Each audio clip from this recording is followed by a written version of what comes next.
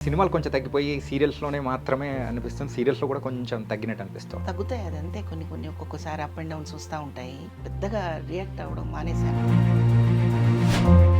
దాని గురించి మనము ఎవరిని బ్లేమ్ చేయకూడదు, చేయలేను. సుమారు ఒక 35 సంవత్సరాల జర్నీ. నేను సినిమా ఇండస్ట్రీకి వచ్చింది పక్కాగా 91లో. ఇక్కడికొచ్చాక చాలా అనుభవాలు.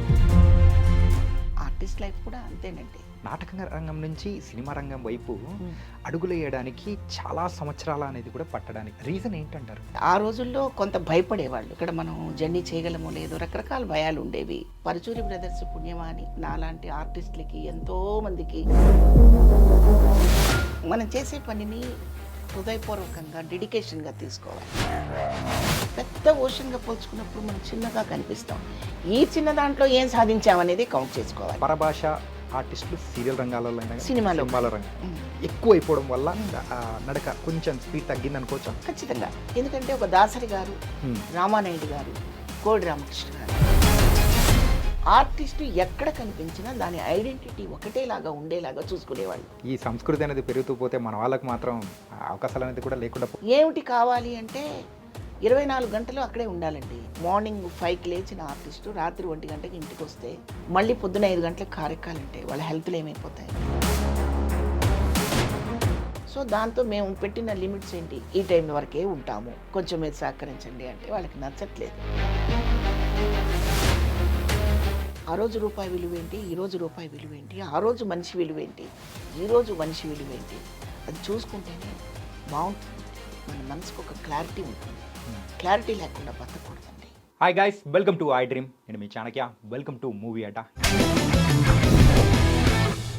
ఈరోజు మన మూవీ అడ్డాలో వచ్చిన గెస్ట్ ఎవరంటే బోల్డ్ అని మూవీస్ అండ్ టీవీ సీరియల్స్ ద్వారా కూడా ఒక యాక్ట్రెస్గా మనందరికీ ఎంతగానో ఇష్టమైన అత్త, అమ్మ, బామ్మ ఇలాంటి బోల్డ్ అని రోల్స్తో కూడా మనందరినీ కూడా ఎంతగానో ఎంటర్టైన్ చేసిన శివపార్వతి గారు. అండ్ టీవీ సీరియల్స్ విషయానికి వచ్చేటప్పటికి ఆవిడకైతే ప్రత్యేకమైన మనం అయితే ఇంట్రడక్షన్ ఇవ్వాల్సిన అవసరం లేదు. అండ్ సినిమాల విషయంలో కూడా అండ్ 1990s నుంచి కానీ 2010 అండ్ 15 వరకు అలాంటి మూవీస్లో అక్కడి వరకు వచ్చిన మూవీస్లలో మాత్రం ఆవిడ వెల్ నోన్ అనమాట. ఇప్పుడు మనతో పాటు శివపార్వతి గారు ఉన్నారు. ఆవిడతో మాట్లాడదాం, బోల్డ్ అని విషయాలు అనేది కూడా తెలుసుకుందాం. అమ్మ నమస్తే. నమస్తే అండి. అమ్మ థ్యాంక్ యూ సో మచ్. ఈరోజు మా ప్రోగ్రామ్కి రావడం చాలా హ్యాపీగా అనిపిస్తుంది. నాకు కూడా చాలా సంతోషంగా ఉంది. చాలా నిండుతనంగా నిజంగా ఒక అమ్మని చూస్తున్నట్టు అనిపిస్తుంది. Thank you very much. ఎలా ఉన్నారమ్మా? బాగున్నాను.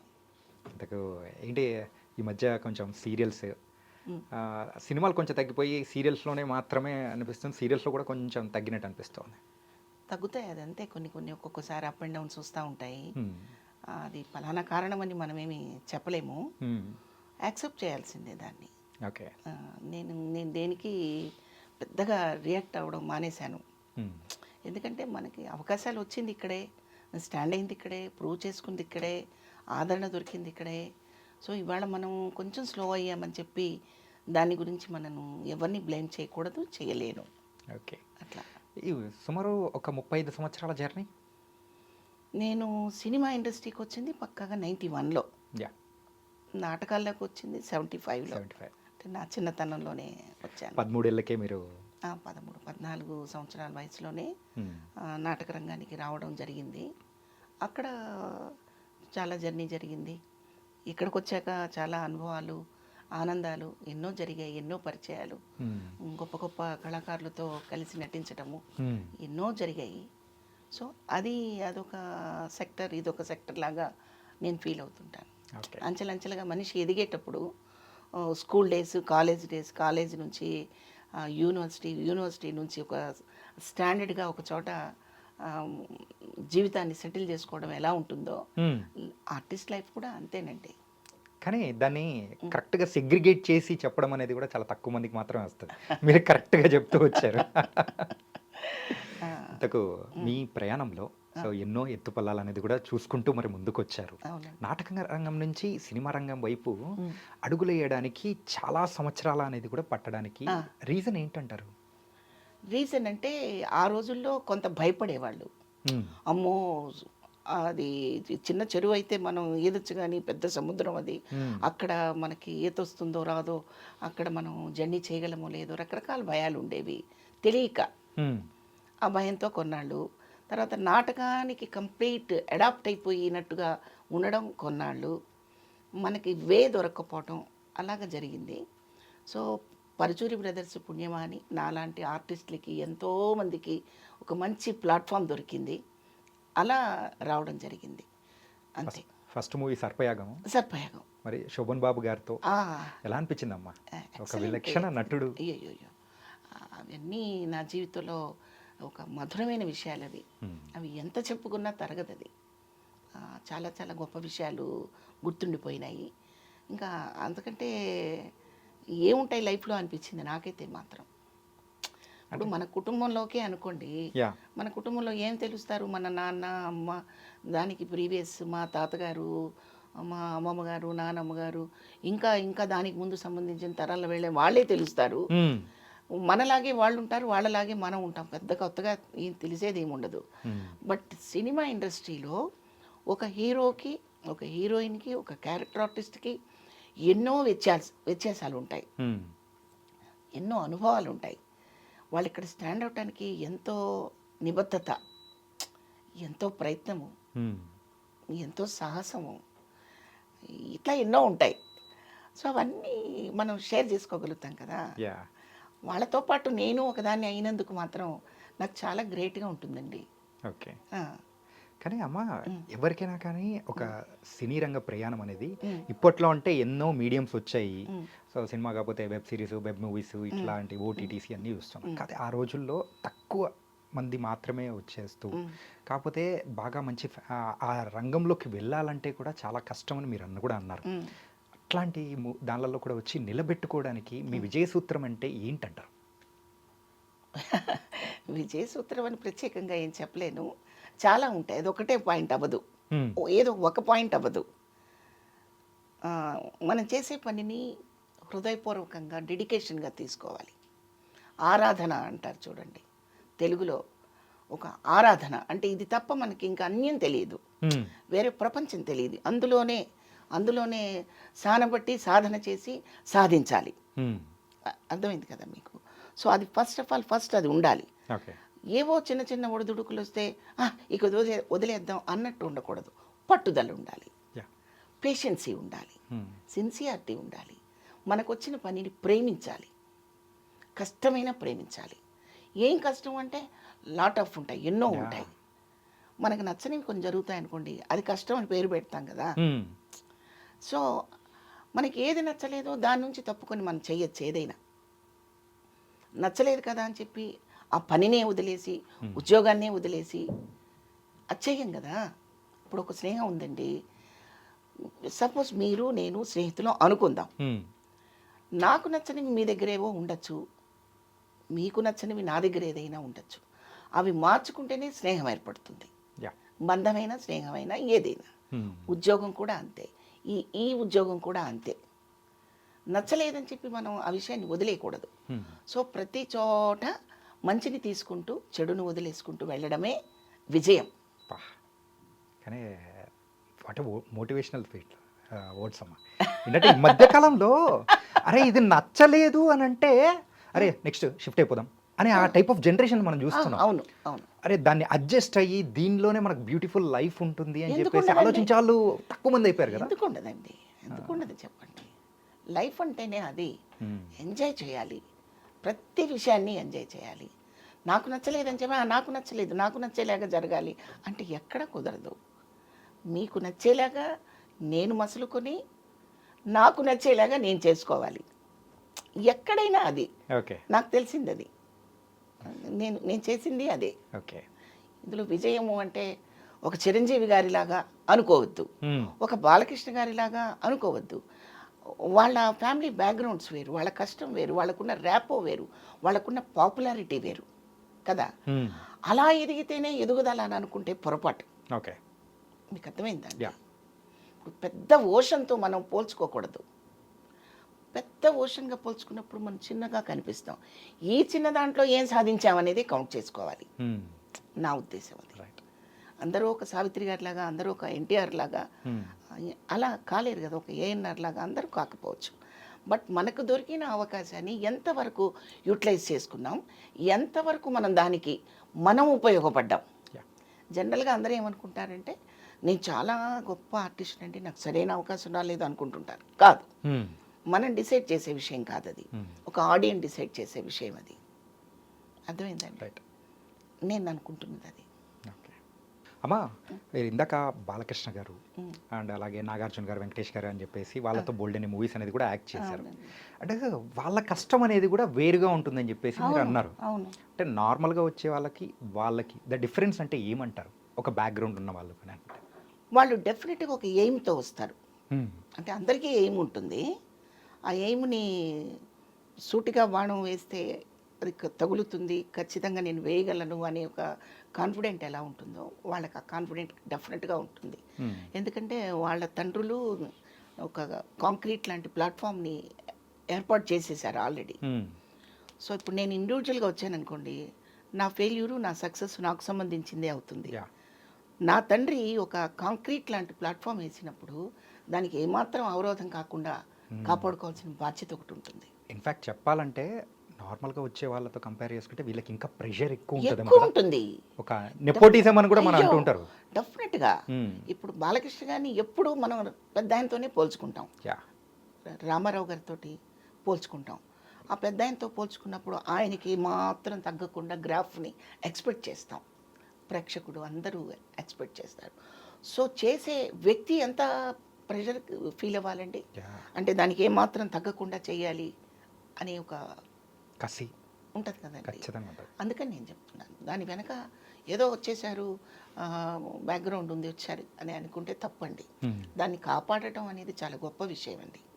అలాగే నాగార్జున గారు మరి తండ్రి ర్యాపోని కాపాడటము, ఆ ఫేమ్ని నిలబెట్టడము, వీలైతే ఆయన్ని ఓవర్లుక్ చేసి వెళ్ళడము కూడా గర్వకారణం కదండి. అది చాలామంది అనుకుంటా వెనకుండి వాళ్ళు నడిపించారు అనుకుంటా. కాదండి, కాదు. ఒక తండ్రి చేయి పట్టి నడిపిస్తున్నాడంటే తండ్రిలాగా ఉండాలని ఒక కొడుకు అనుకోవడం ఎంత గొప్ప విషయమో, ఎదగడం ఎంత గొప్ప విషయమో, ఈ ఈ ర్యాపో పెంచుకోవడం కూడా అంతేనండి. నేనైతే అలాగే అనుకుంటున్నాను. వాళ్ళు ఆర్టిస్టులు వెనక ఉన్నారు కాబట్టి అయ్యారని నేను ఎప్పుడు అనుకోనండి. అనుకోను.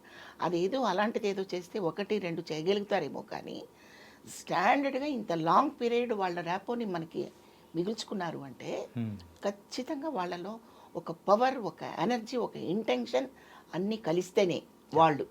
ఓకే. అంటే స్టార్టింగే ఒక మదర్ రోల్తో మీరైతే ఎంటర్ అయ్యారు. అవునండి. ఆ తర్వాత కూడా సేమ్ అదే కంటిన్యూ అయిపోతూ వెళ్ళడం కానీ, కొన్ని విలక్షణమైన పాత్రలు చేయడం కానీ అన్నీ చేసుకుంటారు. ఈ యొక్క జర్నీలో ఎప్పుడైనా కానీ మదర్ కాకోకుండా ఇంకొకటి కొత్తగా ఏదన్నా చేస్తే బాగుంటుంది పవర్ అని చెప్పేసి మీకు అనిపించింది, ఆ సందర్భం ఏదైనా ఉన్నిందా? చేశానుగా, సీమసింహంలో బాలకృష్ణ గారితో విలన్ క్యారెక్టర్ చేశాను. ఒరే రిక్షా. అది ఒరే రిక్షాలో అయితే అసలు పూర్తిగా చాలా సాధారణంగా ఒక ఇంట్లో ఒక చిన్న ఫ్యామిలీలో ఉన్న ఒక తల్లి, ఒక ఇళ్లల్లో పాచి పనులు చేసుకుంటూ బిడ్డను పోషించుకునే ఒక తల్లి క్యారెక్టరు అది. మరి ఆ క్యారెక్టర్లోకి ఒదిగేలాగా దాసరి గారు నాకు ఎంతో దోహదపడ్డారు. నారాయణ మూర్తి గారు నాకు మంచి అవకాశం ఇవ్వడం జరిగింది కదా. కాబట్టి డిఫరెంట్ క్యారెక్టర్ చేయాలని మనం డెఫినెట్గా కోరుకుంటాం, చెయ్యాలి కూడా. ఒకే మూసలాగా ఉండకుండా ప్రతి పాత్రలోనూ క్యారెక్టరైజేషన్ చేంజెస్ ఉండడం అనేది ఆర్టిస్ట్కి ఎప్పుడూ హెల్ప్ అవుతుంది. ఓకే. అంటే మీ నాటక రంగంలో ఉన్న ఆ ఒక ఎక్స్పీరియన్స్ అనేది కూడా సినిమా పరంగా అయితే మీకు బాగా ఉపయోగపడింది అనుకోవచ్చా, ఎన్నో పాత్రలు చేయడానికి? 100% ఉపయోగపడింది. మరి నాటక రంగంలో ఉన్న చాలామంది సినిమా రంగానికి వచ్చేటప్పటికి ఆ వ్యత్యాసాన్ని కరెక్ట్గా చూపించలేక పడిపోయిన సందర్భాలు అనేది కూడా ఉంది కదా. పడిపోయిన సంబంధం అంటే అండి, ఇప్పుడు కెమెరా అనేది ఒక చిన్న మైల్యూట్ ఎక్స్ప్రెషన్స్ని కూడా చాలా అద్భుతంగా ప్రజెంట్ చేయగలుగుతుంది. ఓకే. కెమెరా అది మనకు తెలుసు. కన్ను 10 సార్లు ఆర్పుతామా, ఒక్కసారి ఆర్పుతామా, అలా తీక్షణంగా చూస్తామా, ఒక చిన్న ఆలోచన చేసేటప్పుడు ఎలా చేస్తాం, ఈ చిన్ని మైల్యూట్ ఎక్స్ప్రెషన్స్ని కూడా ఎక్స్ప్లాయిట్ చేసేది కెమెరా.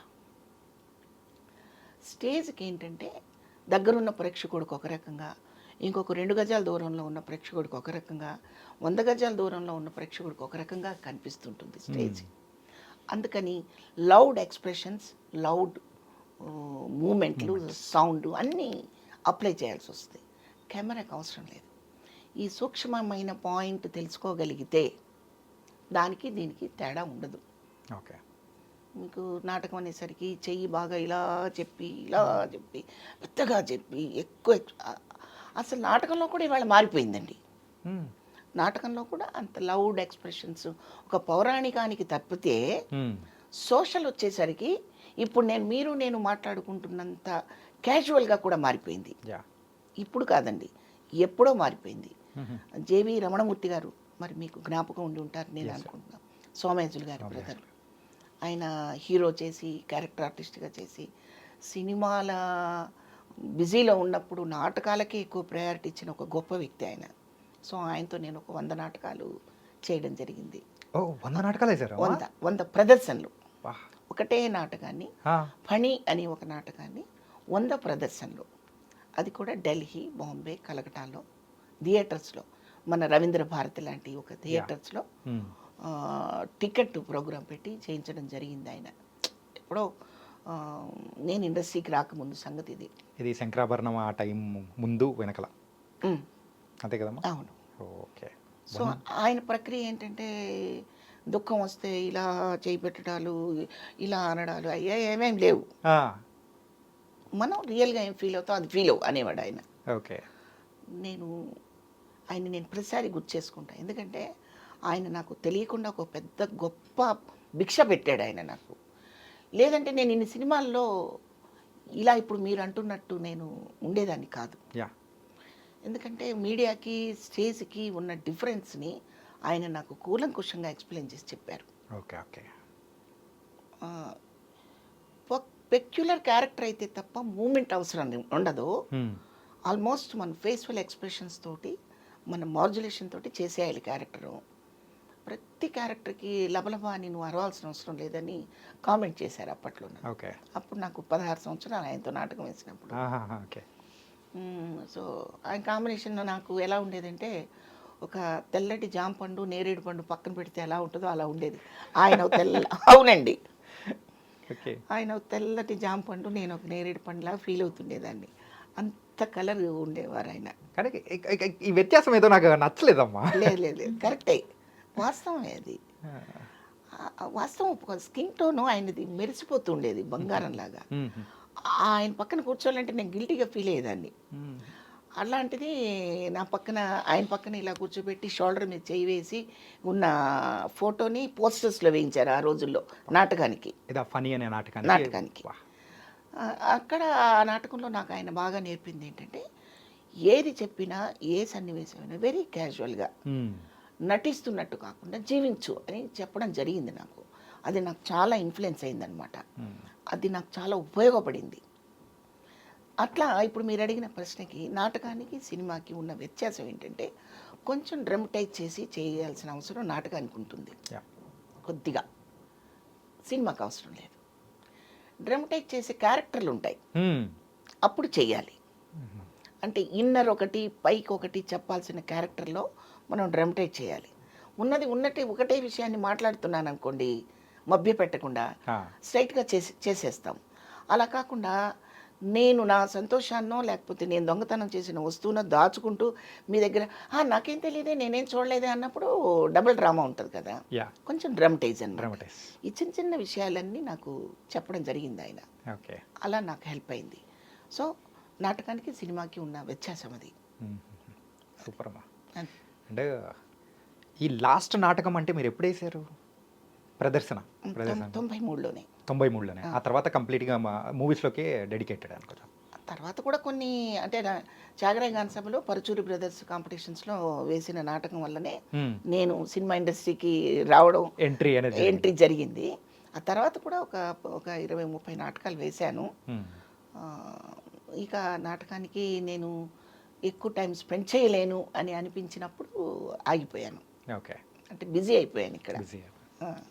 ఎందుకంటే నాటకం డైరెక్ట్గా కెమెరా ముందుకు వెళ్ళి యాక్ట్ చేసేది కాదండి. ఒక కాన్సెప్ట్ తీసుకొని దాని మీద ఒక నెల రోజులు రిహార్సల్స్ చేసి ఆ రిహార్సల్స్లోనే మనకి కంప్లీట్ ప్రజెంట్ చేయగలము ఇంకా కాన్ఫిడెన్స్ వచ్చాకే అప్పుడు స్టేజ్కి వెళ్ళేవాళ్ళం అనమాట. ఓకే. సో అంత టైం నేను స్పెండ్ చేయలేకపోయాను అప్పుడు. అందుకని దాన్ని ఆగిపోవడం జరిగింది. మీ స్పీడ్ తగ్గడానికి పరభాష ఆర్టిస్టులు సీరియల్ రంగాలలో అయినా కానీ సినిమాలో సినిమాలో రంగం అయినా కానీ ఎక్కువ అయిపోవడం వల్ల ఆ నడక కొంచెం స్పీడ్ తగ్గింది అనుకోవచ్చా? ఖచ్చితంగా, ఓకే. ఖచ్చితంగా. ఎందుకంటే ఒక దాసరి గారు, రామానాయుడు గారు, కోడి రామకృష్ణ గారు, అలాగే ఉషా కిరణ్ మూవీస్లో సినిమాలు జరిగే టైంలో వాళ్ళు పెట్టుకునే డైరెక్టర్స్ కానివ్వండి, ఒక సంగీతం శ్రీనివాస్ గారు, మన సాగర్ గారు అలాంటి డైరెక్టర్స్ చేశారు ఉషా కిరణ్లో. నేను ఉషా కిరణ్ మూవీస్లో చేసినప్పుడు సంగీతం శ్రీనివాస్ గారి సినిమాలు 2 చేశాను. ఓకే. రాబోయే చందమామ, ఆకాశవీధిలో. ఆకాశవీధిలో కూడా సంగీతం శ్రీనివాస్ గారే అనుకుంటున్నాను నేను. సో ఆ ప్రొడక్షన్కి తగ్గట్టు డైరెక్టర్స్కి తగ్గట్టు ఆర్టిస్టులు అవన్నీ సమకూరేవన్నమాట. కాబట్టి వాళ్ళు వీళ్ళే కావాలి ఆ క్యారెక్టర్కి. తెచ్చిపెట్టుకున్న తనం కాకుండా వాళ్ళల్లో ఉన్నదాన్ని మనం వాడుకోవాలనే ఫీలింగ్ ఉండేది ఆర్టిస్టులకి. ఇప్పుడు అలా కాకుండా ఒక మోడర్న్ అమ్మాయిని తీసుకొచ్చి చాలా పద్ధతిగా తయారు చేసి ఒక ముడి వేసి కుంకుమ బొట్టు పెట్టి నువ్వు ఇలా నించో అంటే ప్యాంట్ వేసుకున్నప్పుడు ఎలా నిలబడుతుందో అలాగే నించుంటుంది ఆ అమ్మాయి చీర కట్టుకున్నప్పుడు కూడా. అందుకని వాళ్ళు ఎంత స్టడీ చేసేవాళ్ళంటే రెగ్యులర్గా వాళ్ళ జీవితాన్ని ఒక పద్ధతిగా నడుపుతున్న ఆర్టిస్ట్ అయితే ఇక్కడ కూడా మనం ఎక్కువ శ్రమ పడకుండా దాంట్లోకి వెళ్ళిపోతారు క్యారెక్టర్లోకి అని వాళ్ళన్నీ స్టడీ చేసేవాళ్ళు. ఆ తర్వాత చూసే ప్రేక్షకుడికి కూడా నన్ను టీవీలో ఒక రకంగా, ఇంటర్వ్యూలో ఒక రకంగా, పెద్ద స్క్రీన్ మీద ఒక రకంగా, మా ఇంట్లో ఒక రకంగా, బజార్లో ఒక రకంగా, షాపింగ్లో ఒక రకంగా చూడకుండా ఆర్టిస్టు ఎక్కడ కనిపించినా దాని ఐడెంటిటీ ఒకటేలాగా ఉండేలాగా చూసుకునేవాళ్ళు. ఇప్పుడు మీకు కన్నాంబ గారు, క్యారెక్టర్ ఆర్టిస్ట్ పెద్ద పెద్ద వాళ్ళు, సూర్యకాంతం గారు, వాళ్ళందరూ కూడా వాళ్ళ పర్సనల్ ర్యాపోని కూడా ఎక్కడ తగ్గించకుండా కాపాడుకున్నారు. రైట్. పర్సనల్ వాల్యూస్ అన్నమాట. నేను విడిగా ఒక మ్యాక్సీ వేసుకొని తిరుగుతున్నాను అనుకోండి, నేను పెద్ద పాండురంగల్ లాంటి ఉదాత్తమైన క్యారెక్టర్ చేస్తే కూడా భలే క్యారెక్టర్ దొరికిందే మీకు అంటారే తప్ప స్ట్రైట్గా హృదయపూర్వకంగా అప్రిషియేట్ చేయడం అనేది మిస్ అయిపోతుంది అనమాట. సో మనం చేసే పాత్రకి తగ్గట్టుగా విడిగా లైఫ్ స్టైల్ కూడా పెట్టుకునేవాళ్ళు వాళ్ళు. రామారావు గారు చూడండి, ఆయన ఒక కృష్ణుడు, రాముడు, ఎన్నో క్యారెక్టర్లు, దుర్యోధనుడు చేస్తే మనకి విడిగా చూస్తే వాళ్ళందరూ కలిసి కనిపించేవాళ్ళు ఆయనలో. అవును. ఒక రామారావు గారిని చూస్తే రామారావు గారు ఇలా సపరేట్గా ఒక నిక్కర వేసుకొని కనిపించారా మనకి ఎప్పుడైనా? లేదు కదా. ఆయన్ని చూస్తే ఆయన పంచకట్టు, ఆయన వ్యవహారం, మనకి ఒక కృష్ణుడు, రాముడు, దుర్యోధనుడు, అన్ని రకాల రావణాసురుడు అన్నీ కలిపితే ఎలా ఉంటారో అలా కనిపించేవారు ఆయన. సో మనల్ని మనం అలా గౌరవించుకోవాలనే ఇంటెన్షన్ కోటక్ గారికి కూడా ఉంది. చక్కగా పర్సనల్గా ఆయన్ని గౌరవించుకునేవారు, ఎక్కడ తక్కువ చేసుకునేవారు కాదు. ఎవరైనా తక్కువగా మాట్లాడితే ఊరుకునేవారు కాదు. ఇవన్నీ కావాల్సిన విషయాలు. రామారావు గారితో యాక్ట్ చేశారమ్మా మూవీ? చేశానని చెప్పాలో చేయలేదని చెప్పాలో నాకు అర్థం కాదు. మేజర్ చంద్రకాంత్లో చాలా చిన్న క్యారెక్టరు ఆయనతో చేయడం జరిగింది. అంటే నేను అప్పటికి ఒక 25 ఫిలిమ్స్ మదర్గా చేసేసాను. మంచి క్యారెక్టర్లు పడ్డ తర్వాత అందులో ఇక లేదు క్యారెక్టరు. మేజర్ చంద్రకాంత్లో కనీసం ఒక 5 రోజులు 10 రోజులు వర్క్ చేసే క్యారెక్టర్ లేదనమాట. లేదు అంటే అప్పుడు పర్చూరు గోపాలకృష్ణ గారు మా గురువు గారు ఉండి చిన్న క్యారెక్టర్ ఉంది, ఆయనతోనే సంభాషించే సీన్ అది అని అడిగింది. అయ్యో గురువుగారు, ఆయనకి నా చేత్తో మంచినీళ్ళు ఇచ్చే షాట్ అయినా నేను చేస్తాను, మహాప్రసాదం అని చెప్పి ఆ మహాప్రసాదాన్ని అలాగా వినియోగించుకోవడం జరిగింది. సో ఆయనతో ఒక సీన్లో ఆయనతో యాక్ట్ చేశాను నేను మేజర్ చంద్రకాంత్లో. నాగేశ్వరరావు గారితో అసలు చేసే అవకాశం దొరకలేదు నాకు. కాకపోతే శ్రీరామరాజ్యంలో ఆయన చేసిన సినిమాలో నేను చేయడం జరిగింది. Okay okay. కాంబినేషన్ అయితే ఎక్కడ లేదన్నమాట. కాంబినేషన్ శ్రీరామదాస్లో ఆయన చేసిన సినిమాలో నేను చేశాను అంతే. ఓకే. ఇంకా మా అసోసియేషన్ పుణ్యమాని ప్రతి నెల ఆయన కలిసేవారు. ఆయన కలవటం కోసమే నేను వెళ్ళేదాన్ని ప్రతి నెల. ఆ బంధాలు, ఆ ప్రేమలు అవన్నీ నాకు నిద్రపోతే అబ్బా ఎంత అద్భుతమైన కళ అది, మళ్ళీ మళ్ళీ అలాంటి రోజులు చూడాలి అనిపిస్తూ ఉంటుంది. I'm missing. నేను కోటగారిని మిస్ అవ్వడం కూడా అంతే స్థాయిలో ఫీల్ అవుతున్నానండి. చాలా గొప్ప ఆర్టిస్ట్ అండి.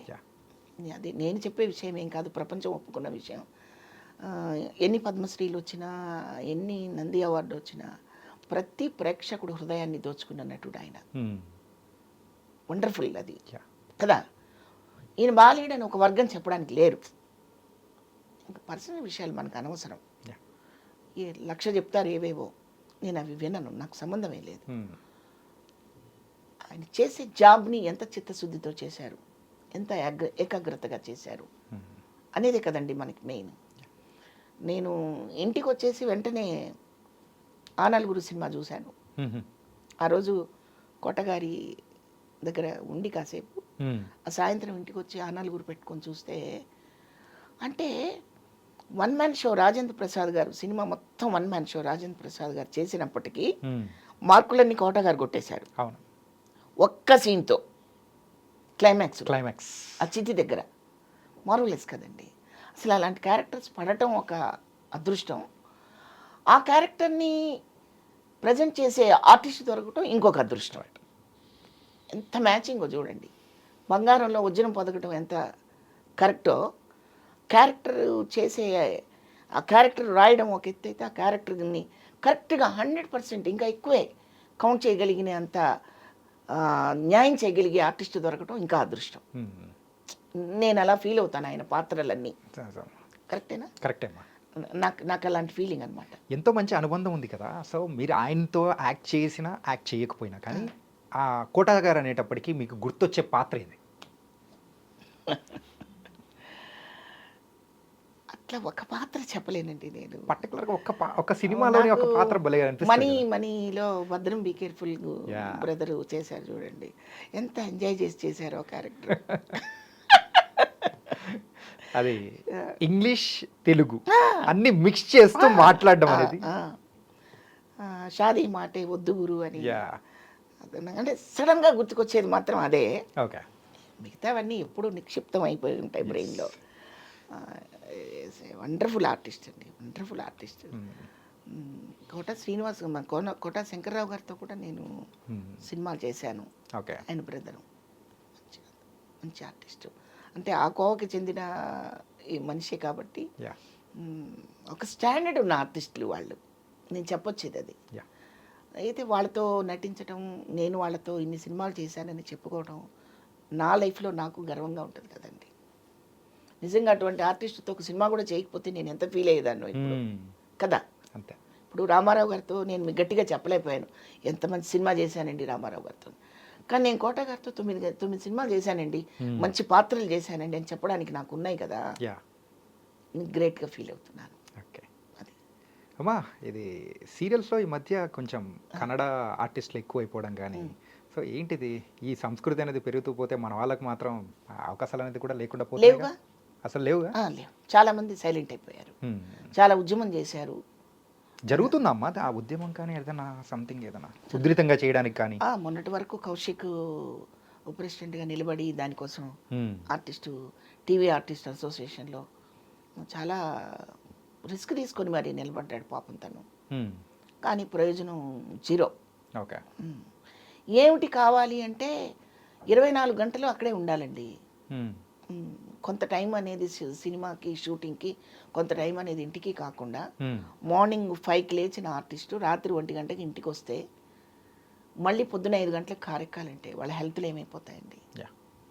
కుర్రకారంటే చిన్నపిల్లలు, అంటే ఒక 16 నుంచి 20 లోపు, 25 సంవత్సరాల లోపు వాళ్ళంటే కొంచెం అదేదో రీచ్ అవ్వాలి, అందని ద్రాక్ష అందుకోవాలని ప్రయత్నం చేస్తుంటారు. మరి మాలాంటి వాళ్ళు ఏంటంటే ఇంత కష్టపడి ఏంటి బతుకు అనే ఒక విరక్తి కూడా కలిగే పరిస్థితి వచ్చేసింది ఒక టైంలో. టైం అండి, మార్నింగ్ మనం నిద్ర లేవడం 5 గంటలకు లేస్తే 7 గంటలకు కారు ఎక్కితే 8:30కి లొకేషన్కి వెళ్తే రాత్రి 10 గంటల వరకు పని చేస్తే ఇంటికి వచ్చేసరికి 1 గంటే కదండి అవుతుంది. మళ్ళీ 1 గంటకు లేస్తే నెక్స్ట్ డే అగైన్ మళ్ళీ 5 గంటలకే కదా నేను లేవాలి. సో దీంతో అనారోగ్యాలు పాలైపోయిన వాళ్ళు చాలామంది ఉన్నారు. అంటే ఈ లెక్కను చూసుకుంటే 14 గంటలు వర్కింగ్ అయినా సాటిస్ఫాక్షన్ లేదు. టీవీ సీరియల్కి డబ్బింగ్ చేయడం అంటే ఎంత కష్టం అంటే నేను మాటల్లో చెప్పలేను. ఓకే, ఇప్పుడు ఈరోజు షూటింగ్ చేసామండి, 4 ఎపిసోడ్లు చేసేసుకుంటారు వాళ్ళు ఒక రోజుకి, 3, 4, 2 ఏవో వదిలేండి. ఓకే, వాళ్ళ అవుట్పుట్ ఎంత కావాలంటే అంత తీసుకుంటారు, బాగానే ఉంది. నేను డబ్బింగ్ చెప్పాలంటే ఎన్నిసార్లు తిరగాలి? షూటింగ్ అంటే ఒక రోజులో 3 ఎపిసోడ్లు తీసుకుంటాడు, డబ్బింగ్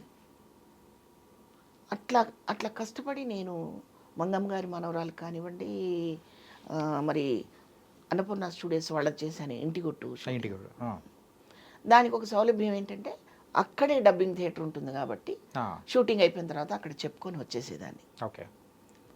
తర్వాత అన్నపూర్ణ స్టూడియోస్లో ఉన్న సౌలభ్యం ఏంటంటే ఆర్టిస్ట్ని మరీ అడకత్తెల్లో పెట్టి నొక్కరు, కొంచెం సులువుగా ఉండేటట్టు ఉంటాయి అక్కడ. నాకు అక్కడ ఎక్స్పీరియన్స్ అది. ఇంకా అక్కడ నుంచి బయటకు వస్తే ఒక కార్ఖానాలో మిషన్లో వేసి చెరుకు గడని పెట్టి నొక్కినట్టు నొక్కితే ఆర్టిస్ట్ ప్రెజర్ అయిపోతాడు కదండి. సో దాంతో మేము పెట్టిన లిమిట్స్ ఏంటి, ఈ టైం వరకే ఉంటాము, ఈ టైం తర్వాత చేయలేమండి, కష్టపడతామండి, కొంచెం మీరు సహకరించండి అంటే వాళ్ళకి నచ్చట్లేదు. ఓకే. ఇప్పుడు కన్నడ నుంచి వచ్చిన, కేరళ నుంచి వచ్చిన వాళ్ళు ఏంటంటే ఫుల్ టైం ఇక్కడ ఉంటారు. వాళ్ళ ఇంటికి వెళ్ళి చక్కపెట్టాల్సిన బాధ్యతలు ఏమి లేకపోవచ్చు, అది వాళ్ళ అదృష్టం. బాధ్యతలు లేవు కాబట్టి ఇంకా ఇక్కడే ఎక్కువ టైం ఉంటారు, 10-11 గంటల దాకా ఉంటారు. వీలైతే అక్కడే నిద్రపోతారు, పొద్దున్నే అక్కడే స్నానం చేసి షూటింగ్ చేస్తారు. మనకు అలా కుదరదు కదా. కానీ వాళ్ళని తెచ్చుకున్నా కానీ దాంతోపాటు ఆ ఖర్చు అనేది కూడా పెరుగుతుంది కదా. అంటే వాళ్ళకు రావడము, అంటే హోటల్ స్టే ఇవ్వడము, మళ్ళీ అప్ అండ్ డౌన్ టికెట్స్ కానీ ఎవ్రీథింగ్ అన్ని చూసుకోవాలి. హోటల్ స్టే ఉందండి, మణికొండ మొత్తం ఉన్న ఇళ్ళన్నీ బెంగళూరు వాళ్ళకే కదా ఇచ్చింది. ఓకే. మణికొండలో ఉన్న ఇళ్ళన్నీ, మణికొండలో ఉన్న నివాసాలన్నీ బెంగళూరు ఆర్టిస్టులు ఉండడానికి నివాసం ఏర్పరిచారు. ఒక పెద్ద ఇల్లు తీసుకోవడం, అందులో ఒక 4-5 షేర్ చేసి ఎవరి బెడ్రూమ్ వాళ్ళకి పెట్టడం, భోజన సదుపాయాలన్నీ ఏర్పరచడం, పొద్దున్నే షూటింగ్ తీసుకెళ్ళడం చేస్తున్నారు. ఓకే.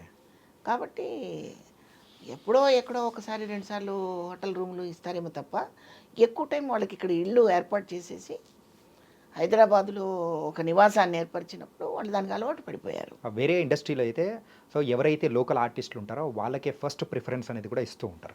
కానీ మన ఇండస్ట్రీకి వచ్చేటప్పటికి అందరినీ మనం వెల్కమ్ చేస్తాం, కానీ మన వాళ్ళని అక్కడ ఎందుకు ఎక్కువ వెల్కమ్ చేయరు? అది మన మంచితనం. పొరుగింటి పొల్లగోర అనేది మీకు తెలుసు కదా సామెత. ఇప్పుడు నేనేదో గొప్పగా చెప్పడం కాదు, మన తెలుగు ఆర్టిస్టులు చాలా డెడికేషన్గా చాలా చేస్తారు. క్యారెక్టర్ విషయానికి వచ్చేసరికి కాళ్ళు పట్టుకోవాలన్నా సందేహించరు, బెగ్గింగ్ క్యారెక్టర్ చేయాలన్నా సందేహించరు, ఆ క్యారెక్టర్లోకి ఇమిడిపోతాం. ఇప్పుడు దాకా మనం కోటగారిని మాట్లాడుకున్నాం. వాళ్ళు కాళ్ళు పట్టుకోవాలంటే ఆలోచిస్తారు, శివభారతి కాళ్ళు మనం పట్టుకోవాలా అని ఆలోచిస్తారు. కానీ వాళ్ళే కావాలి వీళ్ళకి, ఎందుకంటే వాళ్ళు హైఫైలో కనిపిస్తారు.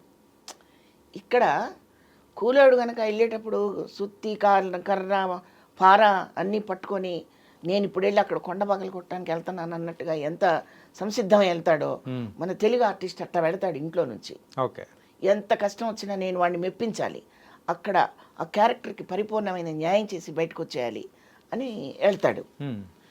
వేరే భాష నుంచి వచ్చేవాళ్ళు అంటే నన్ను పిలిచారు కాబట్టి వాడు భరిస్తాడండి, ఎందుకు భరించడు అనే ఫీలింగ్తో వచ్చినప్పుడు ఆ డిస్టెన్స్నైనా మనం ఆహ్వానిస్తున్నాం. కానీ అరే మనవాడు మన కాళ్ళ దగ్గర పడి పనిచేస్తున్నాడు, వాడిని మనం మర్చిపోవద్దు అన్న సంస్కారం ఒక దాసరి గారి దగ్గర నుంచి, ఒక రామానాయుడు గారి దగ్గర నుంచి, ఒక కోడి రామకృష్ణ గారి దగ్గర నుంచి, ఒక ఉషా కిరణ్ దగ్గర నుంచి మాత్రమే ఎక్స్పెక్ట్ చేయగలం.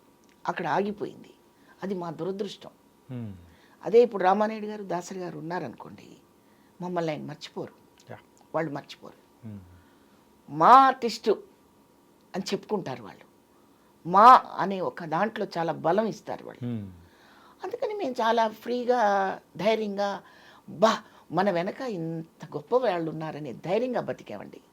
ఇవాళ లేదండి, అది లేదు. మరి అప్పుడు లేనప్పుడు మాకు ధైర్యము, నమ్మకము, ఇంకోటి ఎలా ఉంటాయి చెప్పండి. అందుకని గడిచిన గోల్డెన్ డేస్ని గుర్తు చేసుకుంటూ, గడిచిన జీవితంలో ఆ మహానుభావులతో ఉన్న కలయిక, సయోధ్య గుర్తు చేసుకొని ఆ గుర్తులతో బతుకుతున్నాం మేము, నిజం చెప్పాలంటే. కానీ ఈ సందర్భంలో ఏంటంటే ఒక అసోసియేషన్ ఏదైనా ఉంది అని అంటే ఎవరికైనా ఆర్టిస్టులకు ప్రాబ్లం వచ్చిందంటే అక్కడికి వెళ్ళి చెప్పుకోవడం కానీ చేయడం కానీ అని ఉండేది ఉంది. కాకపోతే ఇప్పుడు ఏంటంటే అసోసియేషన్స్కి అంత పవర్ లేకపోయిందా, ఉండట్లేదా, అసలు లేదా? లేదు అని నేను అంటలేదు. అసోసియేషన్కి ఉండే పవరు ఉంది, వాళ్ళు చేస్తూనే ఉన్నారు. హెల్త్ ఇన్సూరెన్స్లని, ఎవరికైనా కష్టం వస్తే సహాయపడటము, ఇవన్నీ ఉన్నాయి. కానీ యూనిటీ ఎప్పుడు ఉంటుందండి? యూనిటీ అనేది 5 వేళ్ళు కలిస్తే కదా కలిస్తేనే. ఉంటుంది. ఇది ఒక్కటే ఉంటే ప్రయోజనం ఏంటి? మిగతా అవన్నీ లేవు కదా.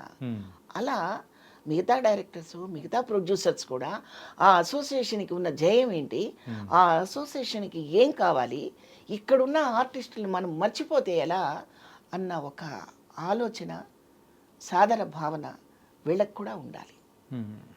వీళ్ళు కూడా ఎక్కడి నుంచో తెప్పించుకొని మమ్మీ డాడీ అనిపించుకుంటుంటే ఇంకా మనం ఏం చేస్తాం చెప్పండి? ఎంతమంది తలుపు తట్టి నేను ఉన్నానని చెప్పడానికి ఎవరు సాహసిస్తారు? ఉన్నారు, మనకు పెద్ద పెద్ద డైరెక్టర్స్ ఉన్నారు. వాళ్ళ ఫోన్లు కలవాలి, వాళ్ళకి ఫోన్ చేసినప్పుడు ఆ ఫోన్ ఫలానా వాళ్ళు చేశారండి అని ఇచ్చే మహానుభావుడు ఒకడు ఉండాలి మధ్యలో. ఫోన్ ఎత్తే అంత గొప్ప హృదయం వారికి ఉండాలి. ఆ తర్వాత కదా మా విన్నపాలు తెలుసుకోవాలి. నేనేమంటానంటే ఎవరిని క్రిటిసైజ్ చేయట్లేదండి. ఇప్పుడు నేనున్నాను, నేను మీకు కనిపిస్తున్నా ఇక్కడ ఎదురుగుండా, నేను మాట్లాడగలుగుతున్నా, మీరు చెప్పింది వినగలుగుతున్నా, మెమరీ పవర్ ఉంది, నాకు ఒక క్యారెక్టర్ ఇస్తే చేసే శక్తి ఉంది. నేను ఒక గ్లామరస్ క్యారెక్టర్ కావాలండి అని అడగట్లా. కురువృద్ధురాలైన వేషం కూడా వేశానండి నేను. డొక్కా సీతమ్మలో 100 years ఓల్డ్ క్యారెక్టర్ చేశానండి నేను. డొక్కా సీతమ్మ టెలిఫిలిం చేశాను, దానికి కూడా నాకు నంది అవార్డు వచ్చింది. నేనేమంటానంటే ఆ పాత్రలో ఇమిడిపోయే ఆర్టిస్టులు మీ దగ్గరే ఉన్నారు, మీ చెరువులో ఉన్నారు. మీరు యూటిలైజ్ చేసుకుంటే ఆ పాత్రకి నాకు న్యాయం జరుగుతుంది. నాకేమిటి న్యాయం? ఆ పాత్ర నేను చేసినప్పుడు ఫైనాన్షియల్గా అంతో ఇంతో నాకు ఉపయోగం, ఆ పాత్ర మిస్ అవ్వకుండా చేయగలిగే అవకాశం నాకుంటుంది.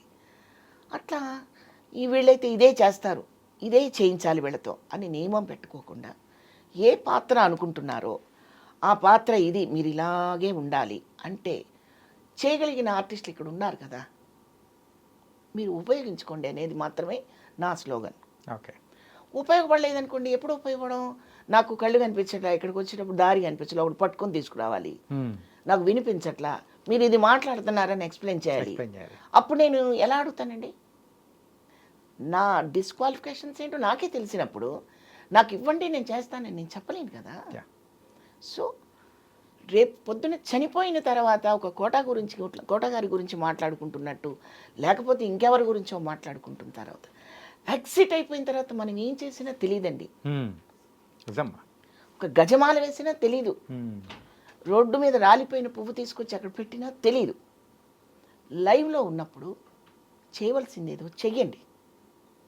టీవీ సీరియల్స్ కానివ్వండి, ఒక సినిమా ప్రొడ్యూసర్స్ కానివ్వండి, డైరెక్టర్స్ కానివ్వండి, మేము మీ వాళ్ళం. నిర్మలమ్మ గారు చూడండి, ఆవిడ ఎప్పుడు ఒకటే మాట చెప్తుంటారు. 75 years ఫెస్టివల్ జరిగినప్పుడు ఆవిడ చెప్పారు,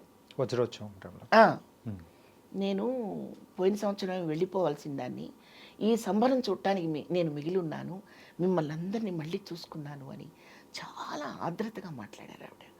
ప్రతి ఆర్టిస్ట్లోనూ అదే ఉంటుందండి.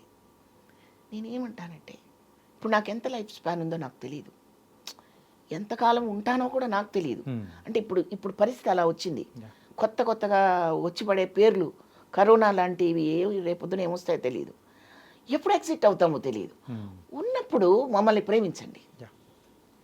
మీ ఎదురుగా ఉన్నప్పుడు ఎందుకు ప్రేమించమంటున్నాను? మేము ఇంకా పనిచేసే ఆ కావిడెత్తుకునే స్టామినా నాకు ఉంది కాబట్టి అందుకే ప్రేమించమంటున్నాను. నేను కావిడి కాదండి, చిన్న గ్లాస్ కూడా పట్టుకోలేనప్పుడు మీరు నన్ను అలౌ చేయొద్దు. అలౌ చేయడం అని కాదు, మీరే రారు, అది రాను కదా. మీరు అర్థమవుతుంది మీరే నేను రాను కదా. అట్లాంటి నేను కావిడి మోసే శక్తి ఉందండి నాకు. అది కూడా నాకు ఇవ్వకుండా దూరం పెట్టేసేసి మానసికంగా హింసిస్తే తొందరగా చచ్చిపోతారండి ఆర్టిస్టులు. ఉదాహరణకి ఇది సందర్భం కాదో నాకు తెలియదు, రంగనాథ్ గారు ఎంత మంచి ఆర్టిస్ట్ అండి, చెప్పండి, ఎంత మంచి ఆర్టిస్ట్. ఆయనకి ఒక పర్సనల్ ప్రాబ్లం ఉంది, వైఫ్ దగ్గర ఒక 10 సంవత్సరాలు అలా మంచం మీద పడిపోయి ఉంటే ఆయన ఒక మహానుభావుడు, ఆమెకి ఎన్నో సేవలు అందించి ఆయన రోజు చెప్పుకుంటుండేవారు, మాలాంటి వాళ్ళతో మాట్లాడుతుండేవారు. నేను ఉండగా నా వైఫ్ వెళ్ళిపోవాలని కోరుతుండేవాడు ఆయన. ఎవరైనా స్త్రీ కోరుకుంటుంది ఆ మాట. అంటే ఎందుకు ఆయన ఆ మాట అన్నారనుకోవచ్చమ్మా? ఆ తర్వాత చేయడానికి ఏమో నా భార్యని సరిగా చూస్తారో లేదో, బిజీ, పిల్లలు బిజీ, ఎవరు తప్పు కాదు. పిల్లలు ఒక జోన్లో ఇరుక్కుంటారు. ఆడపిల్లలు భర్త చాటు భార్య, మగాడు భార్య చాటు భర్త. నేనైతే అదే అంటాను. ఈ రోజుల్లో అదే జరుగుతుంది. No individuality, no personal opinion. ఇంకొక వ్యక్తితో కూడుకుంటే తప్ప ఏదైనా చేయలేని పరిస్థితి వచ్చింది. సో ఆయన నేనుండగా నా వైఫ్ వెళ్ళిపోవాలి శివపార్వతి గారు అని కోరుకుండేవాడు. అలాగే జరిగింది. ఆయన ఉండగానే ఆమె వెళ్ళిపోయింది. ఆయన వెళ్ళిపోయిన తర్వాత ఆయన సిక్ అవుతున్నాడు. సిక్ అవుతుంటే మీలాంటి వాళ్ళు పిలిచి, సార్ రంగనాథ్ గారు ఈ క్యారెక్టర్ చేయండి సార్, బ్రహ్మాండం, మీరు తప్ప ఇంకెవరు చేయలేరు. కోర్స్ ఆయన కాకపోతే ఇంకొకటి చేస్తాడు.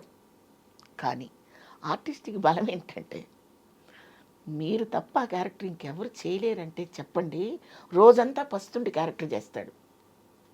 రోజంతా పస్తుండి ఒక మహారాజు క్యారెక్టర్ చేస్తాడు. కడుపులోకి ఏం వెళ్ళకపోయినా పైన పట్టుబట్టలు కట్టుకొని కిరీటం పెట్టుకొని మహారాజు క్యారెక్టర్ చేస్తాడు. That is artist. అలాగే రంగనాథ్ గారు అప్పటికి ఆయన చేయగలిగిన స్థితిలో ఉన్నారు. ఆయనకి రోగాలు రోస్టులు ఏమీ లేవు, ఇంక ఏమీ లేవు ఆయనకు అలవాటు దుర్వ్యసనాలు. ఆయనకున్న దుర్వ్యసనం ఒకటే, కవితలు రాయటము, మంచి స్నేహితుల్ని కోరుకోవటం, మంచి పాత్రలను పోషించడం. అది ఇవ్వలేరా? ఎక్కడి నుంచో తెచ్చుకొని వారికి స్టార్ హోటల్స్ ఇచ్చి, ఫ్లైట్ టికెట్లు ఇచ్చి, ఆ ఖర్చే 10 లక్షలు అవుతున్నప్పుడు ఆ 10 లక్షల్లో 2 లక్షలు ఇవ్వలేరా రంగనాథ్ గారికి?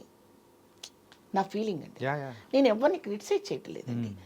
ఈ ఈ ఎపిసోడ్ చూసిన ఎవరైనా మా అదృష్టం వరించి ప్రొడ్యూసర్స్ డైరెక్టర్స్ చూస్తే కనుక వారందరికీ పాదాభివందనం చేసి నేను చెప్పుకునేది ఏంటంటే, మమ్మల్ని బతికుండగా బతికించండి, చచ్చిపోయిన తర్వాత బతికించడం కాదు.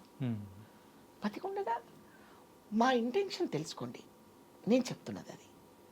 దాన్ని పక్కన పెట్టేసి అక్కడి నుంచి వస్తే మార్కెట్ అవుతుందని పాన్ ఇండియా సినిమాలు తీసి ఆ పాన్ ఇండియా సినిమా కోసం తెలుగులో ఒకళ్ళు, తమిళ్లో ఒకళ్ళు, కన్నడలో ఒకళ్ళు, హిందీలో 4 పెట్టుకుంటే మేమేమైపోవాలి? ఎంతోమంది టీవీ ఆర్టిస్టులు అండి, జెంట్స్ పాపం వాళ్ళ చదువులు పక్కన పెట్టేసి వాళ్ళ ఉద్యోగాలు మానేసి ఈ ప్యాషన్తో వచ్చి ఇక్కడ ఇరుక్కుపోయిన వాళ్ళు చాలా ఉన్నారండి. తేనెలో ఈగలు పడిపోతాయి చూసారా, అది బయటికి రాలేదు, లోపల నుండి దాన్ని ఆస్వాదించలేదు. కళాకారుడి పరిస్థితి అదేంటి? వాడు బయటికి వెళ్ళి ఏ పని చేయలేడు, ఇందులో ఉండి ఆ తేనెంత ఆస్వాదించలేడు. వాళ్ళని కాపాడాలి కదండి.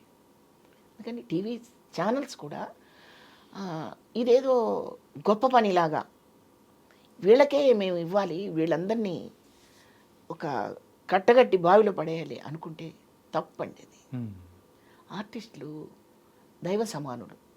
ఎందుకు నేను ఈ మాట అంటున్నానంటే, ప్రతివాడు ఆర్టిస్ట్ కాలేడండి.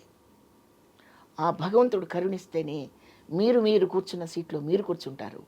ఇది ఒక ఆర్ట్ ఫామే. అంతే. ఒక ఆర్టిస్ట్ని మీరు ఇంటర్వ్యూ చేయాలంటే మీకు ఎన్ని విషయాలు తెలియాలి? మా మనోభావాల్ని మీరు ఎంత చదవాలి? అదొక ఆర్ట్ కదా. అంతేమ్మా. ఇచ్చిన పాత్రని యాక్ట్ చేయడం నాదొక ఆర్ట్ కదా. అసలు ఈ పాత్రలను సృష్టించింది ఎవడు? భగవంతుడు. ఇప్పుడు నా ఇంట్లో 10 మంది సంతానం ఉన్నారు, వాళ్ళందరూ ఆర్టిస్ట్ అవ్వలేదు, నేను ఒకదాన్ని ఆర్టిస్ట్ అయ్యాను. నేను దైవ సమానులని ఎందుకు అంటున్నానంటే, ఇది నేనన్న మాట కాదు. మహాకవి సి నారాయణ రెడ్డి గారు ఒక సభలో, సావిత్రి గారి సభ అది, అంటే సావిత్రి గారి జయంతి రోజున రవీంద్ర భారతిలో నాగేశ్వరరావు గారు, నారాయణ రెడ్డి గారు, మన సంజయ్ కిషోర్ అని ఒక మహానుభావుడు అనే అనాలి, ఎందుకంటే ఒక అద్భుతమైన కార్యక్రమం నిర్వహిస్తున్నాడు కాబట్టి. ఆమెకి ఏ జన్మలోనూ పుత్రుడై ఉంటాడు సంజయ్. సో మంచి కార్యక్రమం నిర్వహిస్తుంటాడు. ఆ సభలో నారాయణ రెడ్డి గారు ఒక మాట అన్నారు, ఆ మహాశివుడు శివతాండవం చేసినప్పుడు ఆయన కాలి మూవలు రాలి కింద పడిన వాళ్ళే ఆర్టిస్టులు అన్నాడు ఆయన. విన్నారా? అందుకని దైవ సమానులు అంటున్నాను నేను. ఆర్టిస్టులకి దేవుడిని పూలతో పూజిస్తాం, ఆర్టిస్టుల్ని పూలతో సత్కరిస్తాం, పండితుల్ని పూలతో సత్కరిస్తాం, పండితుల్ని ఇంకా దగ్గరగా వెళ్తే హృదయంతో పూజిస్తాం. సో ఈ అర్హతలు కలిగిన ఆర్టిస్టులు వాళ్ళని కంటతడి పెట్టించద్దు, వాళ్ళు బేలగా ఉండేలాగా చేయొద్దు.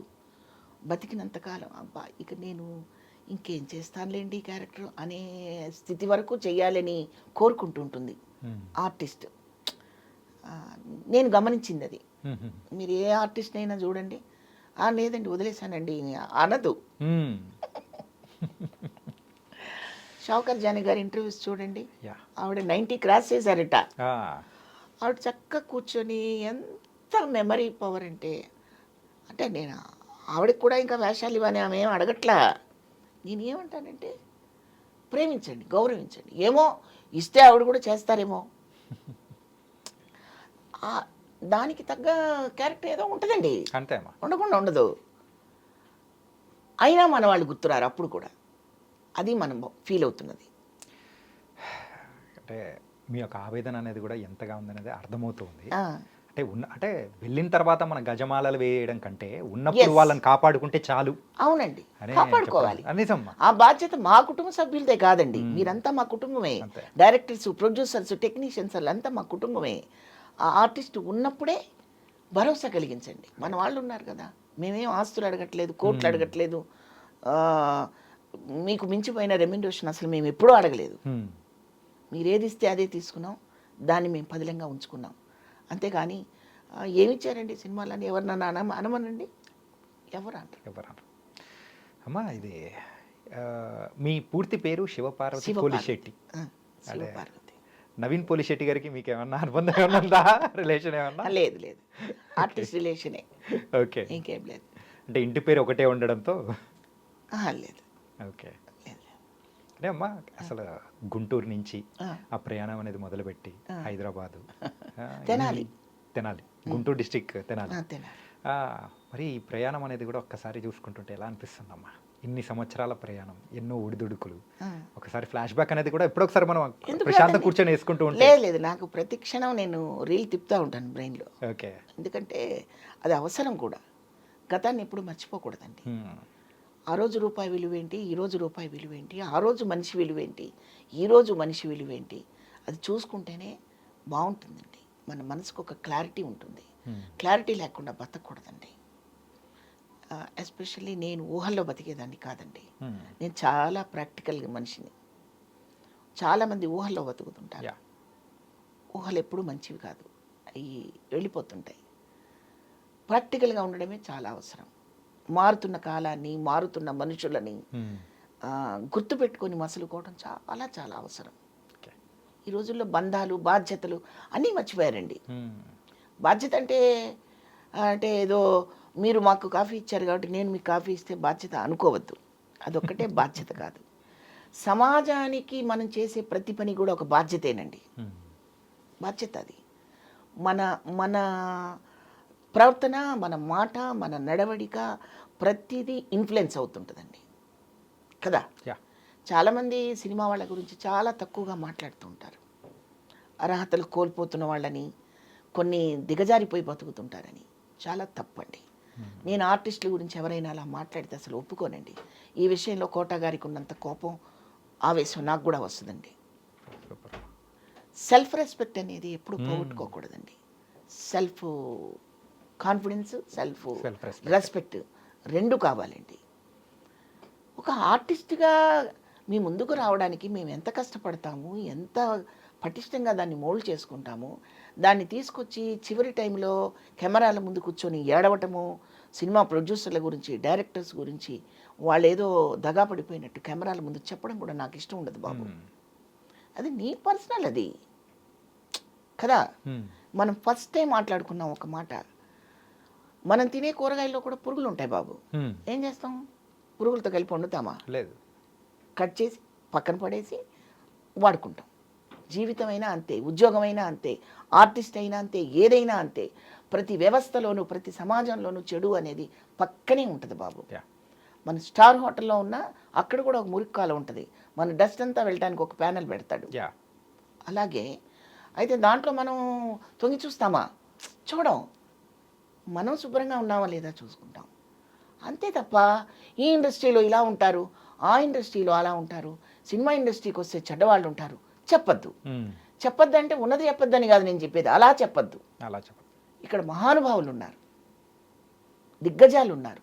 ఒక రామారావు గారు, ఒక నాగేశ్వరరావు గారు, ఎస్వి రంగారావు గారు, గుమ్మడి గారు, సావిత్రి గారు, కాంచనమాల గారు, ఒక చిత్తూరు నాగయ్య గారు. చెప్పకపోతే అసలు ఆ పేర్లు చెప్పుకుంటే చాలు, అవి గుర్తున్నాయా నాకు అనిపిస్తూ ఉంటుంది నాకు. వాళ్ళందరూ, భానుమతి గారు మహాతల్లి ఆవిడ, అటువంటి దిగ్గజాలు వేసిన ప్లాట్ఫామ్ ఇది. ఈ ప్లాట్ఫామ్ మీద మనమేదో చిన్ని గంతులు వేస్తూ, హనుమంతుడి ముందు కుప్పి గంతుల్లాగా వేస్తూ అసలు ఇండస్ట్రీ మంచిది కాదని చెప్పడం ఎంత నేరం అండి? చెప్పకూడదండి, అట్లా తప్పండి. దేవాలయానికి వెళ్ళినప్పుడు దేవాలయం ముందు కూడా చెత్త ఉంటుందండి. రోజు కడుగుతాడు వాడు, రోజు క్లీన్ చేసి ముగ్గు పెడతా ఉంటాడు. దేవాలయం కళ్ళకళ్ళాడుతుంటుంది. అలా మనం అలా ఏమైనా ఉపయోగపడతామేమో చూసుకోవాలి తప్ప, అబ్బే ఆ దేవాలయం కాదండి, అక్కడ చాలా మహిమ గల దేవుడు ఉంటాడండి, ఇక్కడ ఉంటాడండి అని ఎవడని చెప్పగలడా? లేదు కదా. అంచేత సినిమా ఇండస్ట్రీకి వచ్చిన వాళ్ళు కూడా లైఫ్ ఎగ్జిట్లో సినిమా ఇండస్ట్రీ గురించి తప్పు బట్టి ఒక స్టిక్కర్ అంటించి వెళ్ళడం పరమనేరం. నేను అది చెప్పదలుచుకుంది. అంటే నేను చెప్పిన మాటల్లో ఆంతర్యం మీకు బాగా అర్థమై ఉంటుంది అనుకుంటున్నాను. తల్లిని తిట్టడం ఎంత నేరమో, మనకు అన్నం పెట్టిన ఇండస్ట్రీని తిట్టడం అనేది కూడా అంతకంటే పెద్ద నేరం. ఎంత అద్భుతమైన ఐడెంటిటీ ఇస్తుందండి నాకు ఇండస్ట్రీ. ఆ ఇండస్ట్రీని గురించి కంటతడి పెట్టుకొని టీవీల ముందు చెప్పడం, తప్పుగా మాట్లాడటం ఏమవుతుందంటే రాబోయే తరానికి అవరోధాలు అవుతాయి. ఎందుకంటే అద్భుతమైన ఆర్టిస్టులు పుడతారు రేపొద్దున. మరి వాళ్ళకి ప్లాట్ఫామ్ ఏదవుతుంది? మళ్ళీ ఇదే అవుతుంది. ఇక్కడికి వచ్చేటప్పుడు అబ్బో అక్కడ చాలా భయంకరంగా ఉంటుందండి అన్న ఫీలింగ్ నువ్వు క్రియేట్ చేస్తే తప్పు కదా. నేను చెప్పదలిచింది అది బాబు. ఓకే అమ్మా, మీరు తప్పుగా అనుకోవద్దు. కరెక్ట్. ఇండస్ట్రీని ఒక తల్లిగా భావించండి. ఆవిడ మనకేమిచ్చింది, అక్కడ మనం ఎంత ఆరోగ్యంగా ఉన్నాము, తిరిగి మనం ఏమైనా ఇవ్వగలుగుతామా ఆలోచించండి, కానీ తిరిగి ఎసుడింపు మాత్రం చేయొద్దనేది నా అభ్యర్థన. నిజంగా రావడం ఎన్నో విషయాలు అనేది కూడా మీరు ఇలా చెప్పడం అనేది కూడా మాకు చాలా చాలా బాగా నచ్చిందమ్మా. అండ్ లోటుపాట్లు కానీ, అండ్ ప్రజెంట్ ఇండస్ట్రీ మరి ఫేస్ చేస్తున్న పరిస్థితులు కానీ, ఒక ఆర్టిస్ట్గా ఉన్న ఇబ్బందులు కానీ, కోటగారితో ఉన్న మీ అనుబంధం కానీ, ఇలా బోల్డ్ అనే విషయాలు అనేది కూడా చెప్పారు. ఇన్ని చెప్పిన తర్వాత కూడా ఒక్కటి మాత్రం నాకు చెప్పాలనిపించింది. మీరు అన్న మాటల్లో ఎవరైనా ఒక ఆర్టిస్ట్ ఉన్నప్పుడు గౌరవించుకోవడం అనేది అంతకంటే మించిన పని మరొకటి ఉండదు. వెళ్ళిపోయిన తర్వాత గొప్పలు చెప్పడం, ఉన్నప్పుడు చెప్పుకోవడమే అనేది, వాళ్ళని జాగ్రత్తగా చూసుకోవడం అనేదే మీ బాధ్యత అని చెప్తున్నాను. మీరే మా కుటుంబ సభ్యులు, మీరే మా అన్నలు, మీరే మా మేనమామలో, తండ్రులో, తాతలో ఎవరో మీరంతా ఒక బాండింగ్ అండి. ఇది ఆ నిరాధారణ కాకుండా మమ్మల్ని కూడా మేము ఉన్నామని ఒక ఫీలింగ్ కలిగిస్తే డబ్బులు అడగం, మీ జేబులో డబ్బులు అడగం, మీ ఆస్తుల్లో షేర్ అడగం, చేసే పనిలో షేర్ అడుగుతున్నాం. అది కూడా ఇందాక చెప్పా, కావిడి మోసే శక్తి ఉన్నప్పుడే ఉపయోగించండి.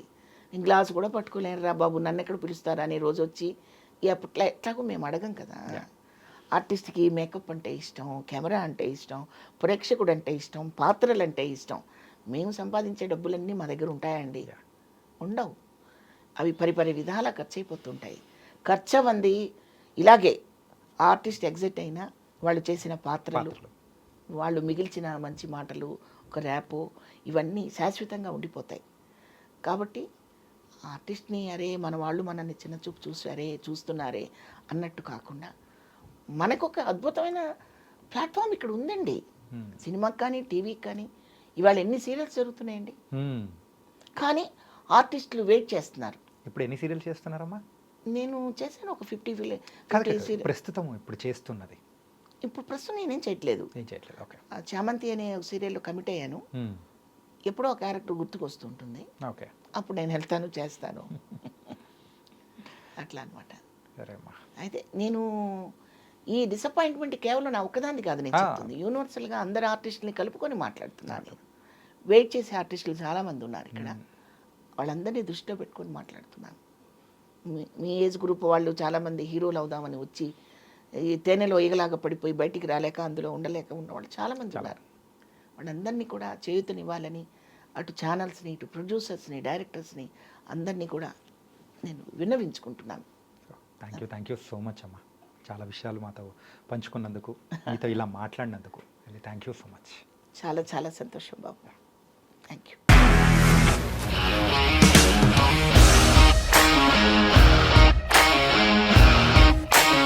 ఇండస్ట్రీలో కమిట్మెంట్ ఇష్యూస్ వస్తే నీకు కూడా వచ్చినట్టు? మార్నింగ్ తీసుకెళ్ళాలంటే కొట్టి పడేస్తారు.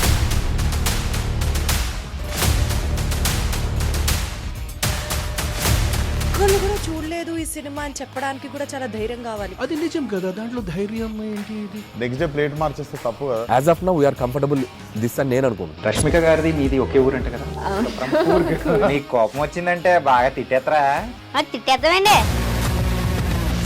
నిజంగా గేమ్ ని ఎలా చేంజ్ చేయగలిగారు? ఏపీఎస్ఎఫ్సి వాళ్ళకి 6 నెలల్లో నేను 6 లక్షలు కట్టా. బిజినెస్ చేయాలనుకుంటే it is as difficult as riding a tiger.